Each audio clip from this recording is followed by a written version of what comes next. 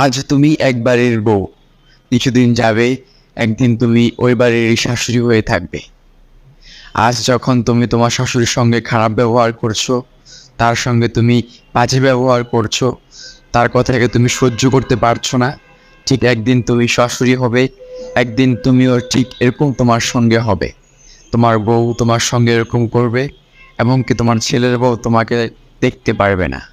একটা কথা মাথায় ভেবে নাও, যখন তুমি তোমার শাশুড়ির সঙ্গে খারাপ ব্যবহার করছো, আবার যখন তোমার বউ তোমার সঙ্গে খারাপ ব্যবহার করবে, তোমার কাছে কেমন লাগবে বিষয়টা?